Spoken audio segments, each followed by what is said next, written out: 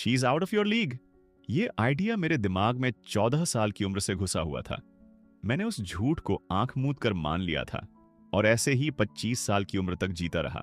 मुझे हमेशा लगता था कि एक लीग होती है जहां सारे अट्रैक्टिव लोग बिलोंग करते हैं, और मैं उस लीग का हिस्सा नहीं हूं, क्योंकि मैं ना तो काफी टॉल था, ना मस्कुलर, ना रिच, ना फनी, ना सक्सेसफुल, और ना ही अल्फा टाइप का बंदा। मतलब सीधा सा, I was not good enough. वो नॉट गुड इनफ वाला बोझ मैं हर जगह साथ लेकर घूमता था, और जब भी किसी अट्रैक्टिव लड़की के आसपास होता, इनसिक्योर फील करता। उस इनसिक्योरिटी को छुपाने के लिए ओवर कंपेनेट करने लगता, लड़कियों को ड्रिंक्स खरीद कर देना, इम्प्रेस करने की कोशिश करना, फीलिंग्स कन्फेशन करना, सब किया। पर सच बोलूं, कुछ भी काम नहीं आया। हर बार जब ये कोशिशें फेल होती, मेरा बिलीफ और स्ट्रांग हो जाता कि हाँ, मैं वाकई गुड इनफ नहीं हूं। तुम्हारे साथ भी कभी ऐसा हुआ है? शायद तुम्हारी अपनी वर्जन होगी इस स्टोरी की, और ये कॉमन है, बहुत लोग इससे गुजरते हैं। पर अब सुनो गुड न्यूज, ये तुम्हारी गलती नहीं है, और सबसे जरूरी बात, ये सच भी नहीं है। मैं तुम्हें एक टेक्निक बताने वाला हूं जो तुम किसी बहुत ब्यूटीफुल लड़की के साथ यूज कर सकते हो, और सीखोगे कि कैसे उसके माइंड के साथ प्लेफुल रहना है। लेकिन उससे पहले मैं तुमसे एक भाई की तरह बात करना चाहता हूं, उस फ्रेज के बारे में, she is out of your league. सच ये है, कोई लीग होती ही नहीं, ना कोई गुड इनफ स्केल होता है। ये सब मेड अप फेक कॉन्सेप्ट्स हैं। मुझे पता है, कभी कभी ऐसा लगता है कि ये सच हैं, क्योंकि ज्यादातर लोग भी यही मानते हैं। पर याद रखो, मेजॉरिटी के मानने से कोई चीज सच नहीं हो जाती।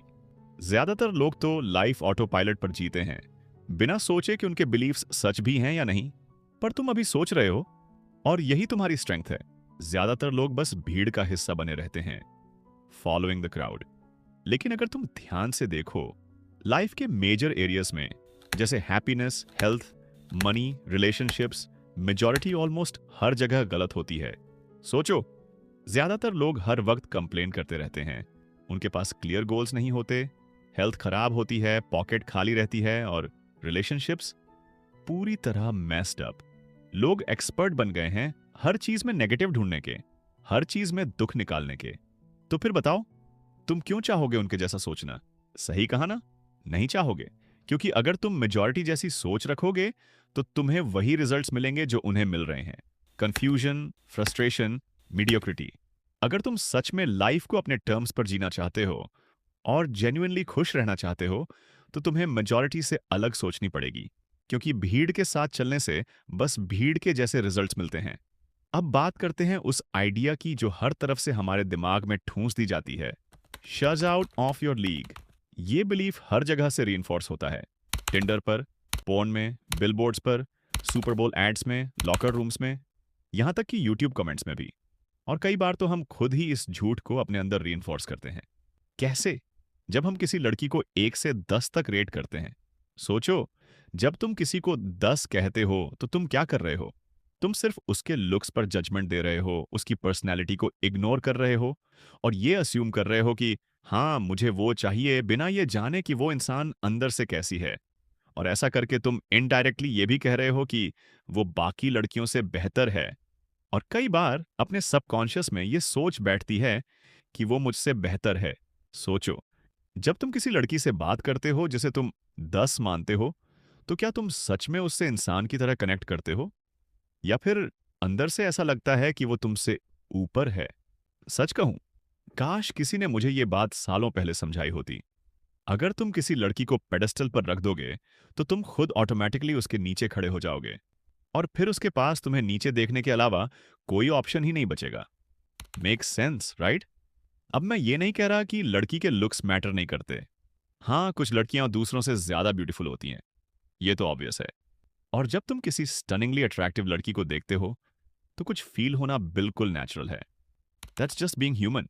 लेकिन पॉइंट ये है, ब्यूटीफुल वुमन को अप्रिशिएट करो, पर उसके आगे झुको मत। उसके सामने खुद को छोटा मत समझो। उसकी आंखों में देखो, उसकी एनर्जी को मिरर करो। ना उसे ऊपर रखो, ना खुद को नीचे गिराओ। क्योंकि जो तुम अपने बारे में बिलीव करते हो, वो इवेंचुअली तुम्हारी रियलिटी बन जाता है। अगर तुम अपने दिल में मानते हो कि जिन लड़कियों को तुम अट्रैक्टिव समझते हो वो तुमसे बेहतर हैं, तो वही तुम्हारी ट्रूथ बन जाएगी। लेकिन तुम चाहो तो खुद को अलग नजरिए से देख सकते हो। कभी सोचा है?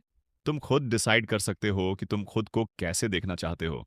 तुम्हें अपने डिफॉल्ट सेटिंग्स पर टिके रहने की जरूरत नहीं है। कंट्रोल तुम्हारे पास है। अब जरा सोचो, अगर तुम्हारे पास ऑप्शन हो कि तुम ऐसा नजरिया चुनो जो तुम्हें कॉन्फिडेंट, एक्साइटेड और अलाइव महसूस कराए, तो तुम क्यों वो नजरिया चुनोगे जो तुम्हें इनसिक्योर बनाता है? सही कहा ना? हर कोई वो पर्सपेक्टिव चूज करेगा जो उसे स्ट्रांग और इंस्पायर्ड महसूस कराए। और अब मैं तुम्हें एक टेक्निक बताने वाला हूं जो ना सिर्फ तुम्हें उस लड़की के माइंड के साथ कॉन्फिडेंटली प्ले करने में हेल्प करेगी, बल्कि ये भी सिखाएगी कि she is out of your league. ये सोच हमेशा के लिए दिमाग से कैसे निकालनी है। मान लो तुम अभी अभी किसी लड़की से मिले हो, 3 से 4 मिनट बात हुई है और सब कुछ ठीक चल रहा है। वो मुस्कुरा रही है, सवाल पूछ रही है, तुम्हारे साथ जेन्युइनली एंजॉय कर रही है। अब इस पॉइंट पर ज्यादातर लड़के सोचते हैं, भाई सब सही चल रहा है, जो कर रहा हूं वही करता रहूं। लेकिन फिर कुछ मिनट बाद वो बोर हो जाती है, या तो चली जाती है या फिर नंबर देती है, लेकिन कभी रिप्लाई नहीं करती। कभी कभी तो वो घंटों बात करती है, जिससे तुम्हें लगता है कि हाँ अब तो पक्की इंटरेस्टेड है। और फिर एक दिन बोल देती है, लेट्स जस्ट बी फ्रेंड्स। अब इसका समाधान क्या है? एक सिंपल कॉन्सेप्ट है, give her your approval and फिर सही टाइम पर थोड़ा पीछे ले लो।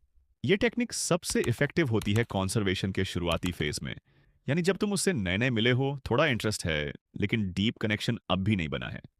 यहीं पर ज्यादातर लड़के गलती करते हैं। वो बहुत ज्यादा नाइस, बहुत ज्यादा अग्रीएबल और अंत में बहुत ज्यादा प्रिडिक्टेबल और बोरिंग बन जाते हैं। अगर तुमने मेरे हाउ टू अट्रैक्ट विमेन वाले सीरीज देखे हैं, तो तुम ऑलरेडी जानते हो, लड़कियां उस आदमी का अटेंशन और अप्रूवल चाहती हैं जिसे वो वैल्यूएबल समझती हैं। पर यहां कैच ये है, अगर तुम अपना अटेंशन और अप्रूवल बहुत इजीली दे दोगे, तो उसका वैल्यू गिर जाएगा। खासकर अगर लड़की बहुत अट्रैक्टिव है, क्योंकि उसे तो हर वक्त अटेंशन मिलती रहती है। जब किसी चीज की सप्लाई ज्यादा हो जाती है, तो उसकी वैल्यू अपने आप कम हो जाती है। Simple logic. अब सोचो, अगर तुम उसे थोड़ा चैलेंज दो, थोड़ा अनप्रिडिक्टेबल रहो, थोड़ा सिलेक्टिव बनो अपने अटेंशन के साथ, तो वही चीज सडनली वैल्यूएबल लगने लगती है। तो ये ट्रिक सिंपल है। कभी कभी थोड़ी अटेंशन दो, फिर सही मोमेंट पर हल्का सा पीछे हट। जब तुम सही टाइम पर थोड़ा पीछे हटते हो, तो लड़की खुद तुम्हारे पीछे आने लगती है। और जितना ज्यादा वो चेस करती है, उतना ज्यादा वो तुम्हें चाहने लगती है। यही है लॉ ऑफ एफर्ट जस्टिफिकेशन। इस लॉ का मतलब सिंपल है, जिस चीज के लिए हम ज्यादा एफर्ट डालते हैं, उसे हम और ज्यादा वैल्यू करने लगते हैं। तो जब तुम थोड़ी अटेंशन देते हो, फिर हल्का सा पीछे हटते हो, वो उस अटेंशन को फिर से पाने की कोशिश करती है। और जितनी कोशिश वो करती है, उतना ज्यादा वो खुद तुम्हें चाहने लगती है। अब ज्यादातर लड़के ये टेक्निक ट्राई नहीं करते, क्योंकि उनके पास ऑप्शंस कम होते हैं। वो ज्यादा नाइस और सेफ खेलने लगते हैं, हमेशा हाँ में हाँ मिलाते हैं, पीछे हटने से डरते हैं, कहीं मोमेंट खराब ना हो जाए या लड़की का इंटरेस्ट न चला जाए। अगर कभी कोशिश भी करते हैं पुल अवे करने की, तो पूरा कॉन्फिडेंस से नहीं करते, और फिर लड़की उसे सीरियसली नहीं लेती। असल में ये हेजिटेशन आती है स्कैर्सिटी माइंडसेट से। वो डर कि अगर ये लड़की चली गई तो फिर और नहीं मिलेगी। पर सच्चाई क्या है? स्कैर्सिटी एक इल्यूजन है। दुनिया में लाखों अमेजिंग लड़कियां हैं, तुम्हारे पास इतना वक्त भी नहीं कि सबसे बात कर सको। तो एक लड़की को खोने से डरना वैसा ही है जैसे कोई करोड़पति 1 रुपए खोने से डर जाए। जो लड़के खुद को वैल्यूबल मानते हैं, उनके पास ऑप्शंस होते हैं। वो किसी एक लड़की के जाने से पैनिक नहीं करते। वो जानते हैं कि अट्रैक्शन फन और प्लेफुल चीज है, और लड़कियों को थोड़ा टीज किया जाना जेन्युइनली पसंद आता है। क्योंकि सच बोलें तो चेसिंग ही एक्साइटमेंट बनाती है। वो उसे थ्रिल देती है, क्यूरियोसिटी बढ़ाती है, और धीरे धीरे अट्रैक्शन को डीपन करती है। तो आइडिया सिंपल है, थोड़ा पीछे हटो, वो आगे आएगी।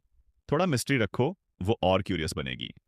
अब बात करते हैं कुछ प्लेफुल एग्जाम्पल्स की, जिनसे तुम ये नेचुरली कॉन्वर्सेशन में कर सकते हो। अगर वो कुछ ऐसा बोले जिससे तुम अग्री नहीं करते, अरे ओ, you are losing me there. जब वो अपनी एज बताती है, no way, you are way too young, या शायद मेरे लिए टू ओल्ड। अगर वो फ्लर्ट करने लगे, oh no, you don't want to flirt with me, I'd be so bad for you. देखा, ये सब लाइट हार्टेड टीजिंग है, ना डिसरेस्पेक्टफुल ना फेक। बस प्लेफुल एनर्जी जो केमिस्ट्री बनाती है।